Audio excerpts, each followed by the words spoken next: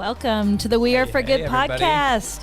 It is kind of a big day for us because I'm fangirling out, Julie's fangirling out, because we have the incredible Diana Hartley joining us She's today. basically a legend in our state. She's my queen in every way. So the love is just outpouring right now. Diana, welcome to the show. Love that you spent time with us. And I want to give our listeners just a little bit of background on you because she is small town, Western Oklahoma girl. The youngest of how many children? You were the only girl of how many brothers? I have 3 older brothers. Okay, so now we all know why she's so tough and why she's so resilient and what she does. But the thing that we just value so much about Diana is that she is in this space of being a creative rebel, of pushing the envelope of what could be in philanthropy and engagement. She is a professor of practice, which I love that title, by the way, at the University of Oklahoma. And Boomer. You what, Boomer? Oh, there we go. She did that because I'm a cowboy. But she's in this incredible track of, is it a major or a department of nonprofit organizational studies, which the 22-year-old in me, I am not 22 any longer. I have not been 22 for quite some time. I just would have loved to have had a class like that in college because we talk so often about how we fall into development. No one actually goes into this, but the intentionality of creating these tracks is actually fostering people who want to do good and be a part of missions. So we're so honored to have you on the show. She's got a communications background, teaching now, doing all kinds of consulting. And welcome, Diana. Can you tell us a little bit about your career journey and where you started and how you fell into this role? Yes, I am so excited for what you are doing and creating and absolutely honored to be a part of it. I started out working for a newspaper, small town newspaper, where I learned the value of meeting deadlines and working with a team. And that's about all I can say about living in a small town. There you have it. Soup to nuts. At the time of an oil bust, but good lessons from that. I then also worked in city government. I worked for the city of Oklahoma City. I was Leslie Nope. Oh my gosh. Now I know. We've been noped. Yeah. Yes. Now I know your Julie connection. So I am Amy Poehler. I am channeling her. The hype girl of the city. Yep. And that was right. One of the last things that I worked on there was getting the MAPS campaign passed, the very first one. So very transformational time in Oklahoma history that created a very big renaissance, an economic renaissance and tourism boom. Still happening today, thank too. you for that legacy, Diana Hartley. It was great. It was great. From there, I went to work in the career tech field in Oklahoma. Some people know it as VOTech, but that's kind of a cuss word, and you have to put money in the cuss jar if you say VOTech instead of career tech. Noted. Because those of us that are in charge of branding and marketing, we're trying to get people to say the new name. You are planting your seed. Well done. Good job. Yeah. We raised a lot of money, in fact, for United Way with those cuss jars because people would say the wrong name. So, there's your tip of the day, the cuss jar. Yes. It's a great way to raise money. And then I went to work for Sarkey's Foundation in Norman, so a private foundation, and worked for that organization for over 8 years. And then at the age of 52, 53, hard to even believe that I'm that old. I know. I'm with you, Becky. I'm 22. And she's a creative rebel because she's a woman who just shared her age on a podcast. I'm 40. There you go. We've done it. And my weight is. So OU, I had taught as an adjunct for about 4 years. And then OU reached out and said, we want to create this professor of practice position for you. And I didn't even know what that meant. So, of course, I did what every scholar does. I Googled it. High tech. I have crazy Google skills. It's just crazy. And so I found out for those who do not have PhDs, there still is very much a need and a calling for them within higher education. And so I have a master's degree from OU. So that, coupled with the years of experience, have given me a spot in the classroom where I get to be with great minds like Julie Confer on this podcast. Resident Producer hype shout girl. out. Hello. Yeah. So that's, so I teach at OU, and then I also do some consulting with nonprofits and try to take my experience along with kind of research and best practices and try to help them become even stronger and more effective nonprofits. So I've had a great career journey, and it's kind of fun to look back on it and think about how every job, every career move that I had helped build where I am today. I love that. And I think with a career like yours, that there's so many moments. Is there something that sticks out that's really just kept you going? Like, what's an inspirational thing that's happened that's kind of kept you in that space to keep journeying and keep pushing and keep taking risks and all these, wonderful things that you've done over your career? I really think at the core of it is the opportunity to connect people. I have called myself this, and you all called me this a little while ago, being a matchmaker. And Yes. I think that's really what drives me. I mean, I get to see it now with students and the career fields that they've chosen, but really throughout my career, even from my earliest job as a newspaper reporter and photographer, connecting people to resources and to each other. I mean, I think I've just always been kind of that connector and that advocate between people and organizations, and just having the opportunity to serve others, to help others, and to use, I think, my gifts, which that's, I feel like, one of the strongest things that I'm able to do. I love that. And your matchmaker reference, just to connect the dots. So Diana was totally my secret weapon when I was director of annual giving here at the Healthcare Foundation in Oklahoma City.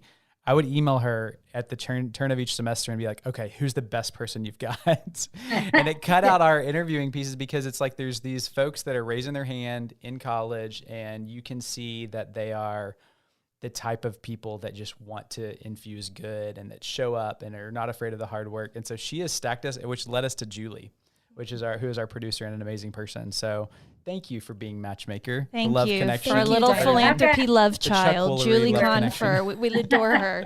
I wish everyone could experience Diana in the classroom, because it truly is like, she is so gifted. She's so good at encouraging. I fell in love with philanthropy in the walls of her classroom. So I'm excited for everyone to meet you and hear from you, and you will get a little taste of what I've been doing the last couple of years and falling in love with philanthropy through Diana.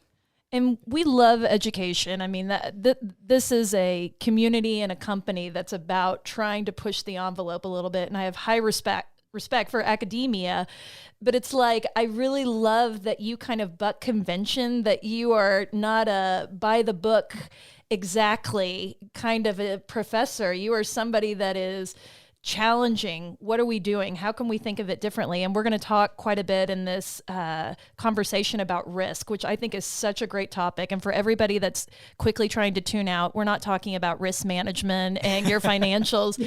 We're talking about how do we as nonprofit professionals wade into that uncomfortable abyss of the great unknown with our big ideas. And I know Diana has just some brilliant ideas about that. But before we get into risk, I want to talk about just this ability to be on the front lines, talking to new graduates or, young students who are about to enter this philanthropic world. And I think that is such an honor and a responsibility to be nurturing and fostering this sort of curiosity and enthusiasm about giving back, because this generation is so wonderful about rolling up their sleeves and wanting to be an active part of philanthropy. They don't want to just gift. They want to be in the weeds with it. And so how can we as professionals harness that hustle into our business, whether we're hiring them or trying to recruit them? And I would love your take on that, Diana. It is absolutely exhilarating to be in the presence of, these 20 somethings, although I also, believe it or not, have had some students in my classes that are actually older than me. which I think just goes to kind of the nature of the nonprofit sector, where we are learning new things every single day. And not just in the midst of this pandemic that we're in right now, but just the nature of the nonprofit sector and how nonprofits even get started is very much that energy and enthusiasm and a desire to really make something better, to solve a problem. And so I just love that. And I love it when I see those kind of light bulbs, if you will, go off with students. And they find that nonprofit that they didn't know about, or that cause that they didn't, that they hadn't really thought about before, and they really, really connect to that. And then they just get so excited. And by the time I've had them in 3 or 4 classes, I already know which nonprofit they're going to do their project about, because I already know where their heart is. And so that just that's, I think, what makes teaching so very, very fun. I also think just the influence of you having this conversation with people who won't necessarily go into the nonprofit industry. They could be a business major, a finance major, but we're instilling this core in them that this is what philanthropy is about. This is how you lean into it. And so there's a cultural shift in the best possible way, where this generation coming up is going to be so actively involved in philanthropy. And to me, that's very groundbreaking and revolutionary for our industry. And we as professionals need to grab these students and put them in a good spot where they can spread their wings and fly. So thank you for what you're doing at the student level, because it's really important and has ripple effect for all of us in years to come.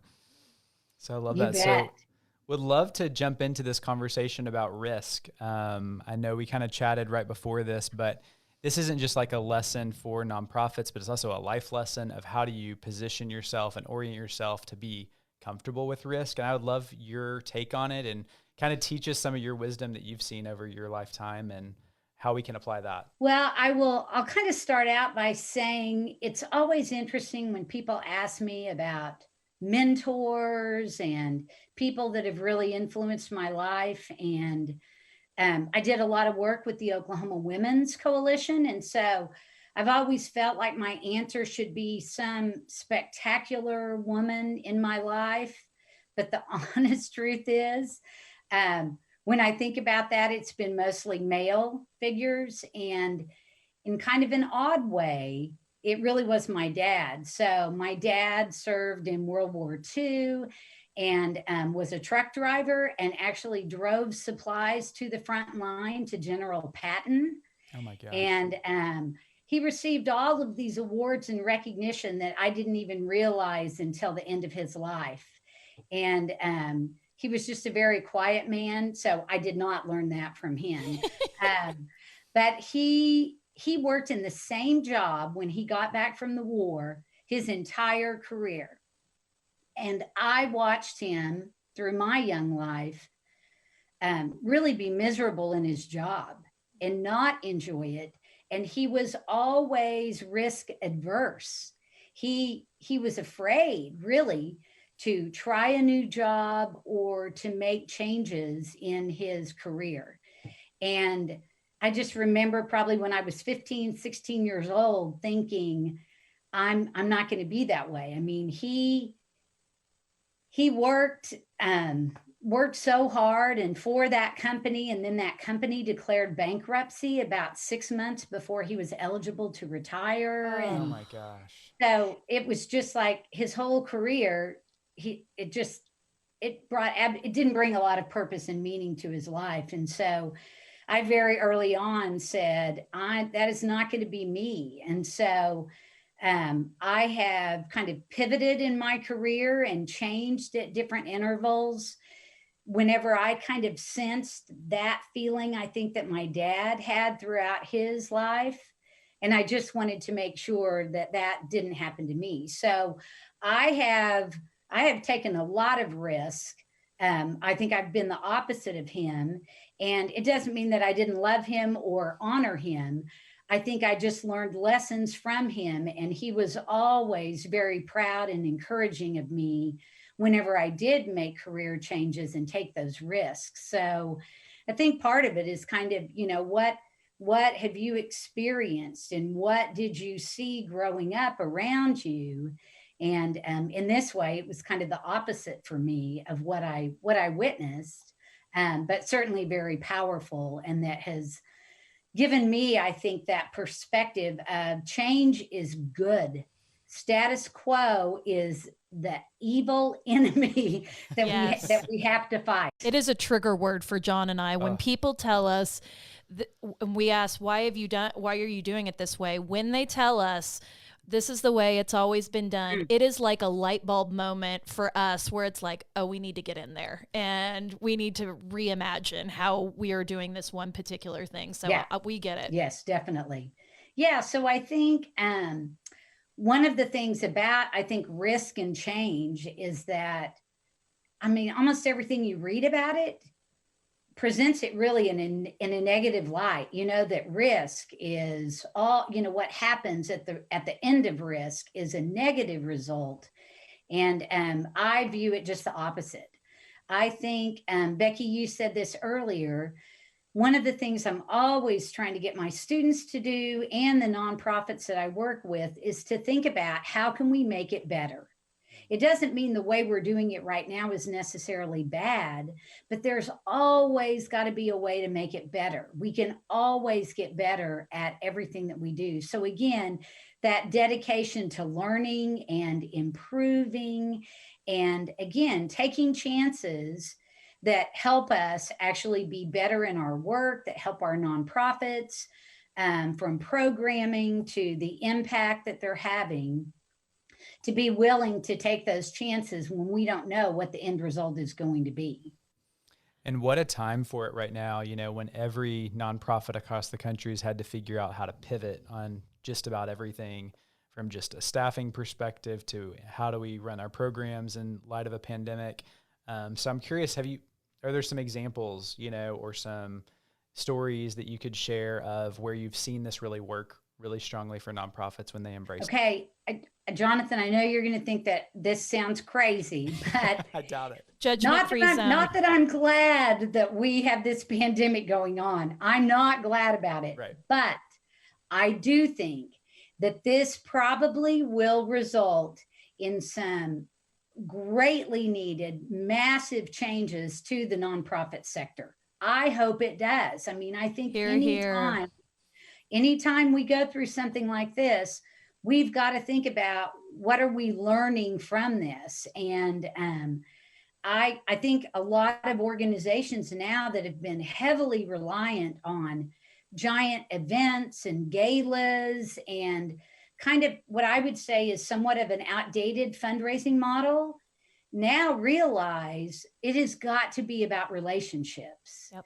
And so, I almost could change the name of my fundraising course to It's All About Relationships, because that really is it. And I think that's a lesson that we're learning, that I hope nonprofits are learning from this experience. The transactional giving doesn't have a place in the year 2020, 2021. We've got to make it intentional. Absolutely. There's been an uprising of that for a long while, but I think for that to hit mainstream, it's proof positive that that's the only way to survive in this. And not to get too philosophical, but it's like, why do we not like risk? Because that is an uncomfortable space. We were talking about this example before we started recording, that confrontation is also another very negative term, but if it's a path to harmony and to clear communication, then it's a great thing. And risk could be such a good thing if we could get out of our lane just a little bit and sit in the discomfort for a second, because such incredible creativity can come out of that. And I agree with you that everyone is now forced into this lane of discomfort in this new normal we're facing.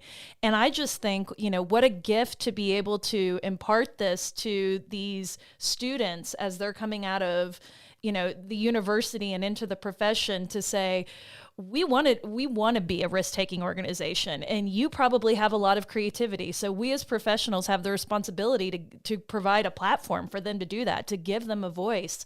And so, I mean, I've seen that, with our hype girl, Miss Confer, already. So thank you for empowering that in her. I just think it's such a gift, and that is also revolutionary.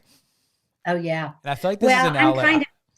Go ahead, Jonathan. I was going to say, I would love to hear just a pet peeve of yours that just bubbles to the surface of like, okay, COVID's here. What can we rid ourselves? If you could pick one annoyance that nonprofits do, we're going off the script for this, what would it be? What's a pet peeve that you see that you're like, there's no place for that? I know. My gosh, the pressure. Oh, I hope I can handle it.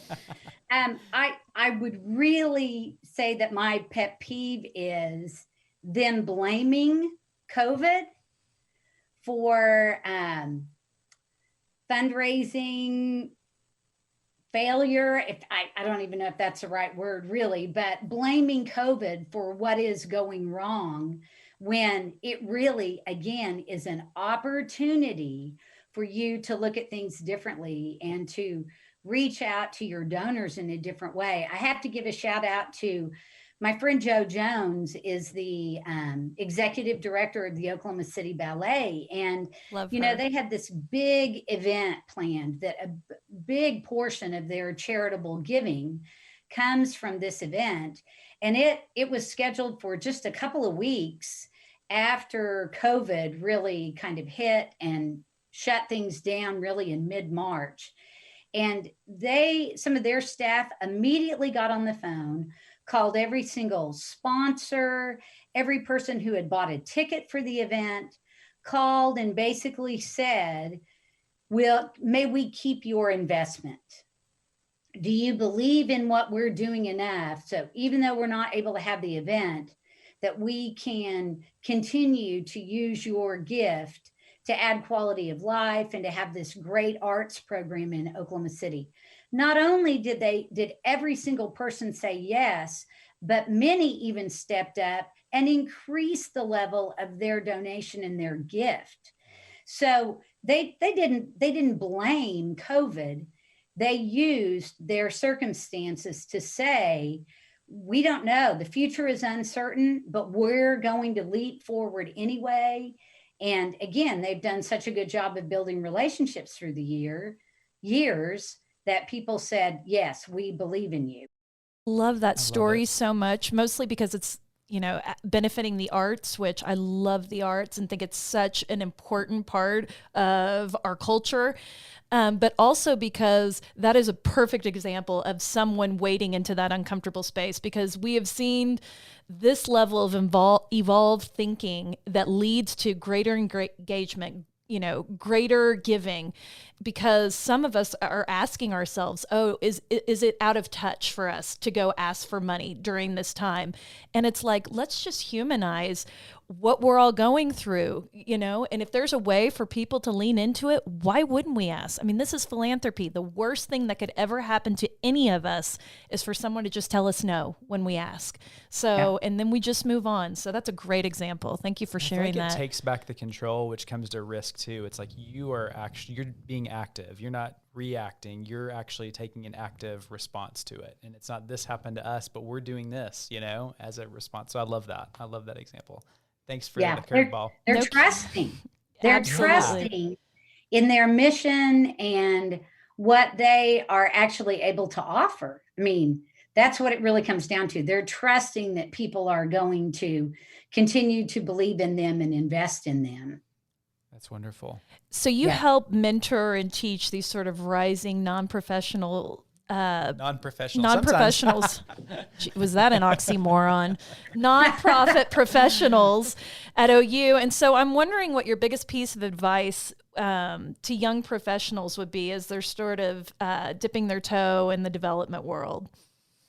Well, that is such a great question, and I love it because I think from the time I was probably 9 years old until probably just a few years ago, I'm a big resume builder, say yes to everything, my ego, would make me say yes to things that I probably didn't have time for and shouldn't have done. And so a few years ago, I had kind of put things off until the last minute. It's that P word, procrastination, that keeps us from being successful. So my students get to hear me talk about that a lot, right, Julie? Amen. Do not procrastinate. Do not put things off. So here I was not actually walking the walk, so to speak. And I'm standing in line at a copy shop to get some things printed for a board strategic planning retreat I was getting ready to do. And this little book was right there on a shelf called Do Less, Be More, The Life-Changing Power of Focus. And I bought that book, and since then, I think I've made the author a very wealthy man, because I think I've bought 100 of those books. I give them out quite often because I think we have been taught to believe that we have to do more, do it all. And then we're not able to really do anything at the highest level that we need to be able to do it at to be successful. So doing less, focusing on a few things at a time. I have decided that probably one of the worst answers to an interview question would be, oh, I'm a great multitasker. I can do 10 things at once. I think that might be the wrong answer to that interview question, as opposed to, you know what?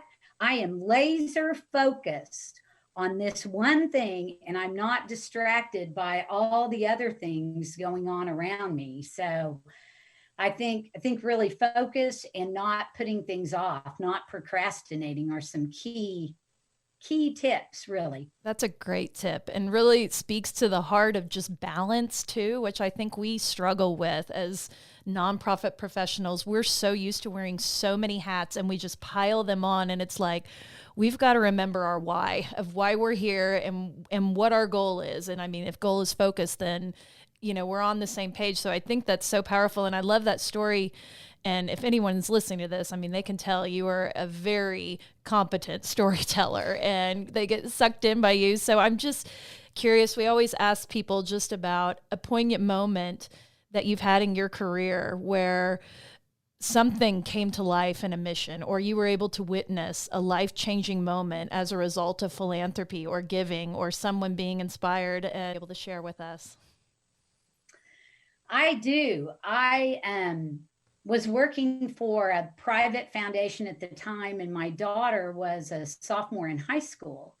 And she came home from school that day and was telling me about one of her friends at school whose mother picked her up was supposed to dropped her off at school, and then the young woman had left her notebook in the car, and she put her arm back in the window to get her notebook, and her mother rolled her arm up in the car and drug her on purpose about 50 feet. And turns out the mother was a drug addict, and was arrested probably just 2 weeks after that, and is still in prison today. And my daughter's friend found herself at 15 years of age, really homeless.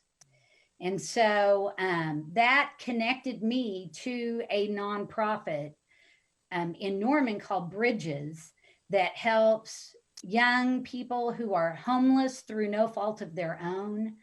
It really helps them achieve educational success, but also provides them with the support system and network. I ended up serving on that board. I became the board president. I still am a huge supporter of that organization. And that young woman went on to graduate from high school, went on to George Washington University. Wow. In DC, and graduated with a 4.0, and now works for a large international nonprofit out of Atlanta, Georgia. And I mean, it's just incredible how some nonprofits And it's not necessarily about the money or the handout that you give to a person, but simply by showing them how much you care and by surrounding them with a group of people, just how they are able to overcome. Malcolm Gladwell has a great book, David and Goliath, and it's about Love that people book. like this young girl who had to overcome so much to achieve what she did in her life. And I just love seeing nonprofits do that. And like you guys, I mean, I love the stories that nonprofits are able to tell, or I should say that the people whose lives they've changed are able to tell. Absolutely. And how perfect is, or ironic is the name of that organization created that bridge from a gap that this girl had in her life, leading to all the good that she's going to be able to perpetuate in the world. And to me, that is the power of philanthropy. Those are the moments that make us smile and make us feel like we are in the space we need to be for positive world change. So well done. All the chills. She in totally the studio. delivered, as we knew, as we did. knew she would. Diana, we ask everybody what's one good thing that, you know, we could do today. And you've already given us so many actionable things, but thinking of, you know, the person, one of our listeners sitting in their nonprofit that wants to improve their practices, wants to come out of COVID better than when they started. What is something that they can do today? Just one thing, trajectory. I really honestly think it's so interesting. Sorry, kind of side note, the timing of this. One of my really good friends that I was in Leadership Oklahoma with a little over 10 years ago, his wife passed away earlier this year in January. Today would have been her 60th birthday. And so I told him earlier this week that on today, I was going to do random acts of kindness throughout the day to honor Lisa's life. And I mean, why just today? Why not every day? An encouraging word, especially within the nonprofit world, to a volunteer, maybe to a donor who, it's not the big donor who wrote you a check for $10,000, but it's that donor who's given you $25 a year for the last 8 years. But reaching out to those people who aren't always the ones that we shower praise on, but people that still are giving their all and doing what they can to be part of what I like to call the compassionate sector. Julie's heard me say this. My students, I always say, I don't like it being called nonprofit. It's like that's a an double IRS negative term. almost. Yeah, it's an IRS term. It's about taxes. Who wants that? So I like to call it the compassionate sector, because the one thing that we can give to everyone that doesn't cost us a penny is our compassion. So to people working in our sector, that's what I say. We should be leading the world in kindness during these times of uncertainty and conflict. For those who cannot see John and I right now, we are looking across our microphones at each other and we're making the boo-boo eyes, because it's like that is so foundational to how we wanted to build this company. Because I mean, let's be real. This is a contentious time in our world, not just in our country, but in our world. And if we could just pull back a little on that divisiveness and lean in a little bit more on the kindness and compassion, I mean, I just think you're so spot on. I mean, think about what we could do. And again, to the comment of ripple effects on and on. So, wow. And we honor Lisa today. Yeah, thinking about her. So thank you. We're all going to pick up the phone and let somebody know that we appreciate them today. I think that's awesome advice. Compassion Industry, copywritten by Seriously, Diana Hartley, 2020. Guys, this is going to be a very stacked show notes, so just be prepared for that. We always end with one question, but here's a Becky curveball. We want to know if you have a great Julie story that you can help share with our listeners. Diana. We want people to get to know Julie and come to love her in the way that we do, because she is one of the most extraordinary human beings. So give us from a feet on the street, molding young minds. Tell us a Julie story if you have one. Okay, I thought I was going going to make crying. it through without tearing up. So anyway, she would talk so often in class about the experiences that she had with Sister Rosemary in Uganda. Uganda. A Time And, Life top 100 most influential person, right? Oh my gosh. And then Sister Rosemary has really strong relationships with people in Oklahoma, with Reggie Whitten and Pros for Africa. And she came to the OU campus to speak. And so one of my favorite pictures that I always have and I always include in my start of the semester presentation for my students is a picture of Julie, Sister Rosemary, and myself. So I have nothing embarrassing really to say about her because she was awesome, always had one of the highest grades in the class. But the love that we shared for Sister Rosemary, it was great because both of us were taller than her and are. And so in the picture, And that never not happens. taller than anybody. Like giants. And she is like the Ugandan Mother Teresa, Right. correct? Yeah. Oh, yes. Yes. And I was so impacted by her. I got to sit at Sister Rosemary's table, learn from her. I studied abroad there. And when I found out she was on campus, I came to Diana and partly didn't want to be in the classroom and also wanted to go hear her speak. So I think we worked out a deal where I got the whole class to be able to go listen to her. Yeah. Bold move. And Good risk, that was Julie. Good risk. definitely Yes, worth good it. risk. And then we met and talked with her after, and it was really cool to see both of you meet each other because I feel like I was raving about my experiences there with her for the longest time. So that's a good story. great. Not embarrassing. All right, we're putting love Sister that. Rosemary on the ungettable get list for the podcast. She would be amazing to tune Oh, into. she'll be doing dance parties. We have dance parties nightly, so I can help We'll probably be coordinate doing that. it at 3 a.m. or whatever. The time Amazing. We change will is. do That'll it. be We great. will make it happen. So, final question today, and this has just been such an invigorating and inspiring interview. So, thank you so much for your time. Is we like to ask everyone, why are you for good? Well, I really have had the privilege in my career of working in the government sector and also of working in the private and business sector. And both of those play an important role in creating the society that we live in. But I have chosen to land in that third sector, that compassionate sector that we talked about, because of what I get out of it and the purpose and the meaning that it brings to my life. I'm a big believer that you have to love what you do and do what you love. And I'm able to do that with nonprofit organizations.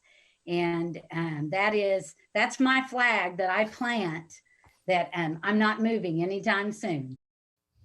Amen. I love it. You're just such a light. Thank you so much for sharing your energy and your love for this community. It just exudes out of you. So it has just been an honor, Diana, to get to sit down with you today. Thank you so much. I appreciate it. I love to talk. Julie will tell you. So, I love to talk. Same. so how can people connect with you? I know people are going to want to reach out and talk with you. How do you take your class? How do we get in front of you? What's the best How way to can they reach learn out? about this book? Yes. Yeah, We're all no on kidding. Amazon Yeah. currently putting that book in their cart. That's right. Yes, yes. They can email me. So my email is pretty easy to figure out. It's my name, Diana Hartley @ou.edu. Diana is spelled like the princess. So that's Nice. important. And you're our Diana. Just We'll create put a that Just in brand slide there. that in. Yeah. I love it that people try to spell Hartley like you would heart, but it's actually HARTLEY.